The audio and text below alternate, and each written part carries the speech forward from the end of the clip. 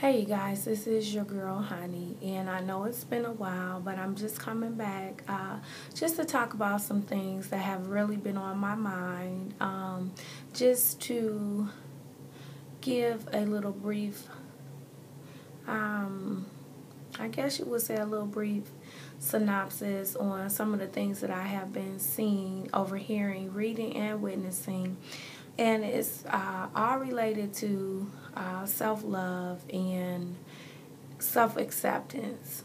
A lot of us may not even know that we are guilty of doing this. I've noticed that since reading different things or just having different conversations with other ladies or other women that are not natural, sometimes it can appear as if the natural women, or some, not all, don't get me wrong, can be a little abrasive in the approach of getting women to go natural. Now, just hear me out. One of the things that I read that pretty much kind of disturbed me was, it was an article, and I cannot exactly where the article was that I read, but it was an article, and the article was suggesting that women were hiding, if they were not wearing their natural hair, that they were still enslaved, and it was like a form of slavery.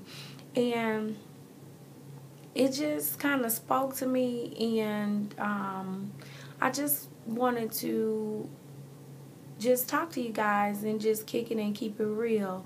Now, the ladies that I know, my clients, and I love them all. Not all of my clients are natural. Now, some of the clients have natural hair, but they do not wear their hair in a natural state. They get their hair ceramic pressed every week. So they do incur heat to their hair on a consistent basis. Now, my concern is not for them to wear their hair curly. My concern is to maintain the healthiness of their hair and to give them the best that is available for them. And I just wanted to talk to you guys a minute because I don't want to be guilty of trying to impose what I decided to do on another. Whether they are natural, whether they are chemically relaxed, whether they are rocking locks, whether they are rocking weaves, wigs, or whatever. I don't want to be guilty. I think that women, we have so much richness and diversity to us all that all of us do not have to look the same. Now, if you have watched my first video, my introduction as to why I went natural, then you will understand that I was doing this with my client and also to find out what my natural hair looked like. Now, the article again had stated that there had to be a lack of self-love, from women who were wearing weaves, wigs, chemicals, etc. They were hiding, and they wanted to be covered up instead of being exposed as to how and who they were and how they were truly made. Now, just in speaking to that, I just have to say, as a woman, and even before I even reached adulthood, I have always been comfortable in my skin. I have always loved myself. I can't express it enough. I grew up with both parents in the home, and I grew up filled and surrounded with love and by love. So that kind of touched a nerve for me because I wasn't hiding if I was straightening my hair or chemically relaxing my hair. It was a choice. It was a choice of, that was a style for me. That was what I wanted to do. And I just wanted to come on here because I had been wanting to talk, period, about the importance of self-love. But I really wanted to come on here and talk and let you guys know that and I'm not trying to tell you all what to do. This is just encouragement, because we all need encouragement, and I believe that we have formed a sisterhood or a unity and a community together. And so my mindset is that we embrace all women, whether they are natural, whether they are curly, whether they are kinky, whether they wear weaves, wigs, or what have you, because it took time for each of us to arrive at this point. Whatever our reasons of becoming natural were, it took some time for us to arrive at this decision. And lots of times, people will watch your life and get encouragement from your life to get courage for their lives. And so we don't want to bash or berate the women that we are around and the women that we know, because they may be looking to us for direction, guidance, and that courage. And like I said, I know a lot of different women, and the ones that I do know, the majority of them have very high self-esteem. They just choose to do different things to work with their everyday lives or their look, or they see themselves in a certain way, and that's okay too.